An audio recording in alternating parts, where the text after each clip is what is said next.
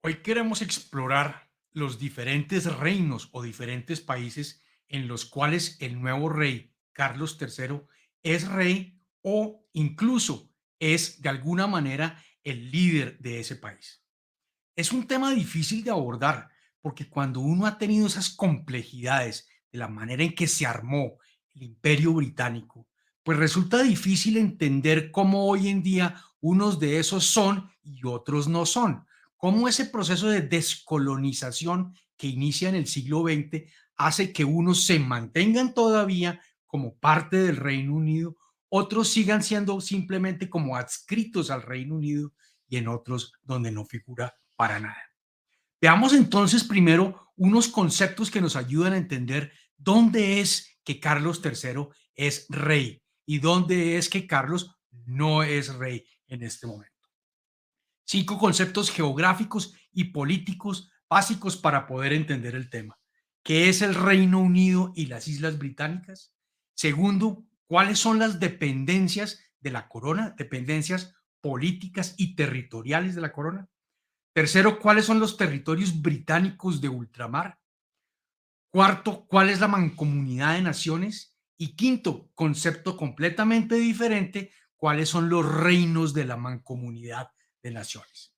Y de esa manera podemos entender al final de este video cuáles son esos sitios geográficos en el mundo donde Carlos III es el rey de esos territorios. Vamos con el primero de estos conceptos, el concepto del Reino Unido y el concepto de las Islas Británicas. Gran Bretaña es la suma de Escocia, Inglaterra y Gales, es decir, es la isla que está en el lado derecho. Irlanda es la isla que está en el lado izquierdo. Irlanda está dividida en dos, una república independiente y la parte del norte es Irlanda del Norte. Todas esas, Irlanda del Norte, Escocia, Inglaterra y Gales, es decir, todo este mapa menos Irlanda, la República de Irlanda, constituye lo que se conoce como el Reino Unido. E incluido Irlanda, esas son las Islas Británicas.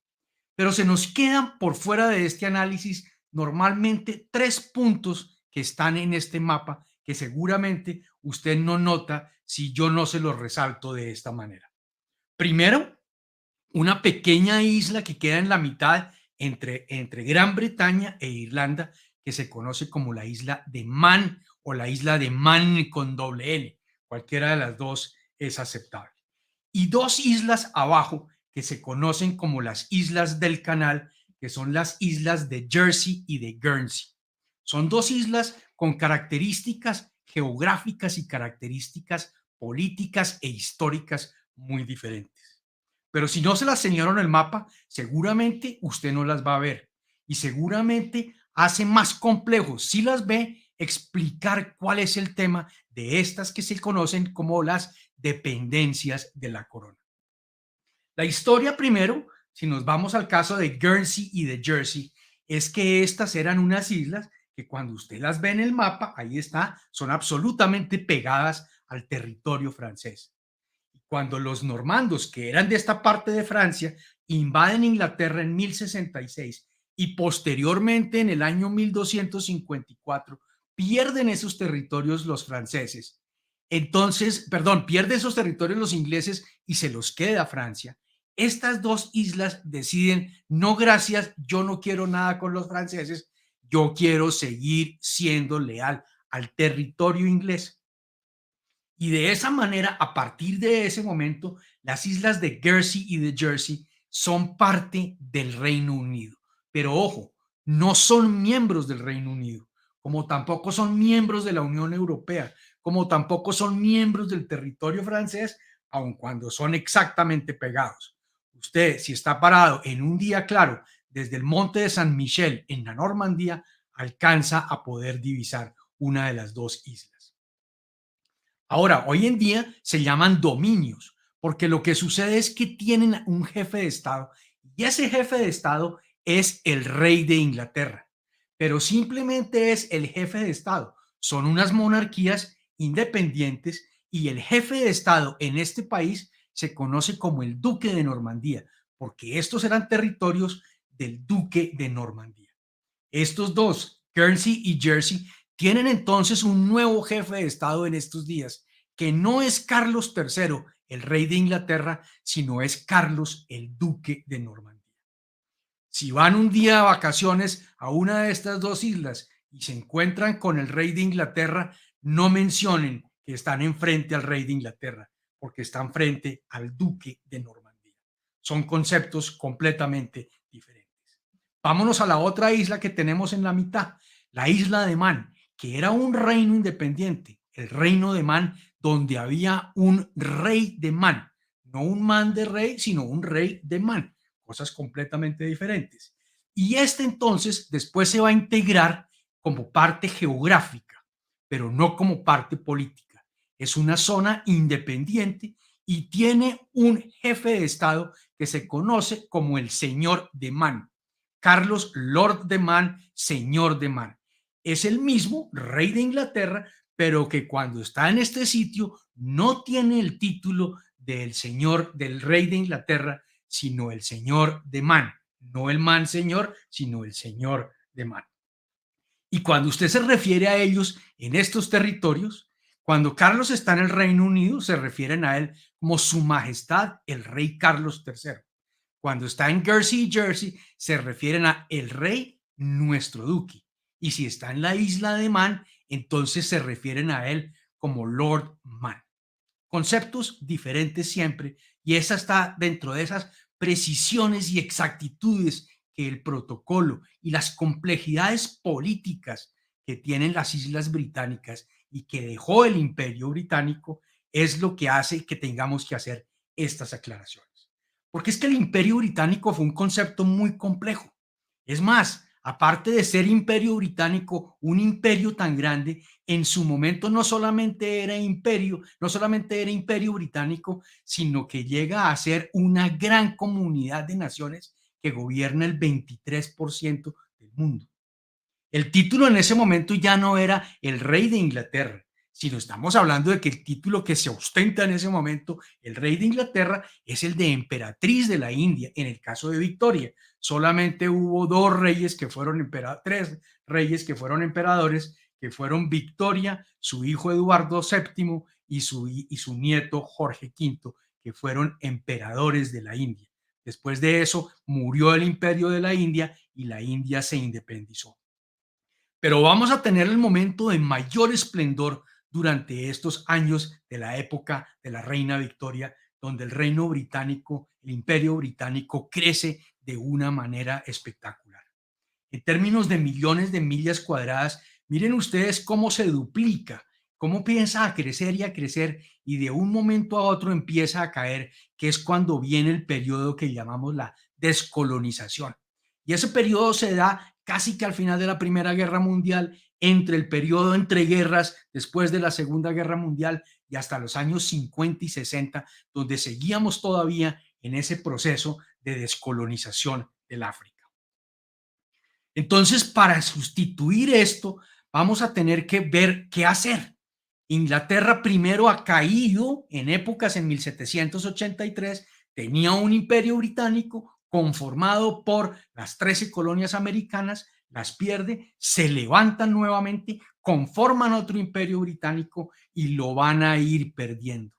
De manera que en los años 50, 60 del siglo pasado han eliminado ya casi todo lo que era imperio británico y hoy en día no queda sino esto del imperio británico. Estos 14 puntos, 16 aparecen en este mapa, realmente son los 14 primeros. Esos 14 sitios que aparecen en el mapa es lo que hoy en día es parte de ese imperio británico, que hoy en día ya no se conoce como imperio británico, que sino se conoce como los territorios británicos de ultramar. Y están numerados, digamos, del 1 al 6. Estamos en las islas del Caribe, Bermuda, las Turks and Caicos, las Islas Caimán, Islas Vírgenes Británicas, Anguila y Montserrat. Después tenemos sobre el Pacífico las Islas Pitcairn. En el octavo tenemos una cosa que está medio en discusión, que son los territorios antárticos británicos. En el noveno, las islas de South Georgia and South Sandwich Islands. En el décimo, las Malvinas, las grandes islas Malvinas. 11, 12 y 13 tenemos esa zona entre África y América, que son las islas, la Tristán da Cunha, la isla de Santa Elena, donde murió el emperador Napoleón Bonaparte después de su destierro, y la isla de Ascensión. Y finalmente, en el número 14, sobre el Mediterráneo, tenemos a Gibraltar. En el 15 y el 16 tenemos unas disputas, el 16 es unos territorios que se reclaman sobre Chipre, que Chipre más bien reclama a esos territorios unas bases militares, lo mismo que otras sobre el Océano Índico en el punto número 15. Entonces, estos territorios es lo que realmente sería el Imperio Británico, pero que hoy ya no se considera correcto utilizar la palabra imperio, sino simplemente decimos los territorios británicos de ultramar. Y esos territorios británicos de ultramar, naturalmente estos 14 puntos, el rey Carlos III es rey de estos territorios, pero no se dice el reino de Bermuda, su rey Carlos III, porque Bermuda es parte de la Gran Bretaña, parte del Reino Unido y por lo tanto tiene ese rey en común con su isla madre, que es las Islas Británicas. Entonces estos 14 territorios son territorios donde está el Reino Unido presente y el rey Carlos III por vía del Reino Unido. Pero ¿qué pasó con todos los otros territorios que eran parte de ese gran imperio británico?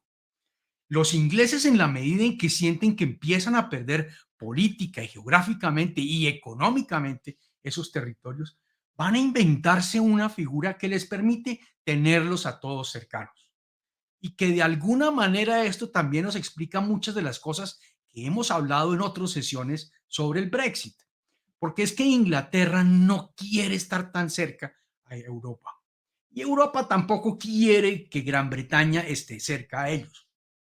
De hecho, vamos a tener la conformación durante esta época de dos, después de la Primera Guerra Mundial, después de la Segunda Guerra Mundial realmente, la conformación y el crecimiento de dos grupos económicos importantes, dos asociaciones importantes. Una que fue la Unión Europea del Carbón y el Acero, que es lo que se transformará y en 1957 se conocerá con otra expansión más adelante en el 73 como la Comunidad Económica Europea y hoy la Unión Europea, que tenía un claro veto contra Inglaterra. De Gaulle dos veces le negó y vetó la entrada a Inglaterra porque según De Gaulle querían entrar simplemente a explorar, cosa que efectivamente sucedió después de que ya no hubiera un De Gaulle que trancara las ambiciones de los ingleses. Entonces los ingleses deciden hacer su propio grupo, hacen su propio club, que es lo que se llamó en ese momento la Mancomunidad Británica. Ya hoy en día los ingleses han querido quitarle esa órbita británica y han querido dejarlo que sea simplemente la mancomunidad, el Commonwealth, la mancomunidad de naciones. Es decir, aquí pueden participar muchos otros que no necesariamente tienen que ser parte de la Unión Británica o haber sido parte del Imperio Británico. Esa mancomunidad británica hoy en día son 54 países. Perdón, hice el error de siempre. No la mancomunidad británica, la mancomunidad de naciones. Son 54 naciones, de las cuales 52 de ellas tienen en común que fueron parte del Imperio Británico. Y hay dos que no. Ruanda, que tiene origen en Alemania y en Bélgica, después en las épocas del Scramble for Africa, de la colonización africana, y Mozambique, que es portugués. Y esas 52 más estas dos conforman este club. Y este es un club que se llama la Mancomunidad, tiene 54 países de diferentes estilos, de diferentes zonas del mundo, y que realmente es muy poco lo que ofrece a sus miembros en materia de integración económica, como lo ofrece la Unión Europea, o de integración militar, como lo ofrece la OTAN, o de integración cultural, como podría ofrecerlo otros organismos. Aquí este es un club muy sabroso, donde hay 54 personas que si tal vez no existiera esta asociación, no tendrían la oportunidad de tomarse una foto al año con el rey de Inglaterra o la reina en los años anteriores. Para la reina de Inglaterra, este ha sido uno de sus cargos más importantes. Ella consintió mucho su mancomunidad de naciones y estas 52 naciones, que como ustedes ven están en América, Europa, África, Asia y Oceanía, y que tiene diferentes tipos de gobiernos. hay repúblicas semipresidencialistas, hay repúblicas presidencialistas, hay parlamentarias, hay monarquías independientes, en fin, hay una gran cantidad de elementos acá. Y para la reina ha sido una de sus funciones principales, pero no es hereditario el cargo. La reina es porque fue elegida por estos 52 países, después 54, para que ella fuera la jefe de la mancomunidad. Pero le advirtieron hace muchos años que eso no era heredable, que su hijo no iba a ser. Pero sin embargo, hace 3 años decidieron darle gusto a la reina y le decidieron que su hijo fuera en ese momento el jefe de esta mancomunidad. Entonces, en estos países no es rey el rey de Inglaterra. Cada uno tiene sus propias normas de gobierno y sus propios jefes, llámese rey, primer ministro, presidente, como se llame en cada uno de estos 54. Salvo en los 14 que aparecen en el penúltimo renglón, que se llaman las monarquías de la mancomunidad o los reinos de la mancomunidad de naciones, que son estas 14 naciones también en los cuales el rey de Inglaterra es el rey de estos países. Entonces, en Bermudas no decimos Bermudas y su rey Carlos III. No, así no funciona. Bermudas es parte de de la Unión del Reino Unido y por lo tanto tiene ese rey. Pero tenemos primero los tres grandes de estos países, de estas zonas, que son Australia, Nueva Zelanda y Canadá. En los tres, si usted pregunta en Google quién es el rey de Australia, le dice Jorge III. ¿Quién es el rey de Nueva Zelanda o quién es el rey de Canadá? Y el rey es, perdón, Carlos III. Después tenemos en Centroamérica una sola, Bélice, que vimos también en su momento la historia de por qué Bélice era tan importante, porque era el mejor mirador para que los barcos ingleses pudieran hacer piratería sobre el Caribe. Y después tenemos una gran cantidad de islas del Caribe. Antigua y Barbuda, Bahamas, Granada, Jamaica, Saint Kitts y Nevis, Saint Lucia y Saint Vincent y las Granadinas. Esas son las islas del Caribe que están. El número era mayor. El año pasado una de estas, Barbados, se independizó, hizo un plebiscito, hizo un referendo en su territorio y le comunicó a la reina que querían ser república y hoy en día son una república. Hoy, 3, 4 días después de haber muerto la reina de Inglaterra y aún sin haberse coronado, el primer ministro de Antigua y Barbuda dijo que irían a buscar esa independencia. Australia también lo ha manifestado varias veces. Canadá lo tiene absolutamente imposible por razones que veremos en un conversatorio que tendremos en un par de días con el profesor Fernando Galindo. Canadá también de pronto quisiera hacerlo, pero no va a poder hacerlo. Y Nueva Zelanda, la primera ministra Jacinda Ardern ya dijo que quería también buscar esa independencia. Y en la Oceanía y en el Asia tenemos Papua New Guinea, en la parte arriba de Australia, las Islas Salomón y Tuvalu. Esas son las 14 naciones diferentes al Reino Unido que también tienen como rey al nuevo rey Carlos III. Y que antes entonces eran los títulos que utilizaba la reina Isabel II, que no he podido encontrar este mismo documento ya firmado por un Carlos III, donde dice Isabel II, por la gracia de Dios y del Reino Unido de Gran Bretaña y de Irlanda del Norte y de nuestros otros territorios y reinos, reina, jefe del Commonwealth, jefe de la mancomunidad y defensora de la fe. Hoy hemos visto entonces la parte del título que se refiere a por qué es reina de la jefe de la mancomunidad y reina de los otros territorios de esta zona. Y haremos otra sesión para explicar qué es lo de defensor de la fe, que es de los títulos de un rey de Inglaterra el título más antiguo y el que siempre se ha usado. Esto que ustedes ven acá se ha cambiado varias veces en Inglaterra.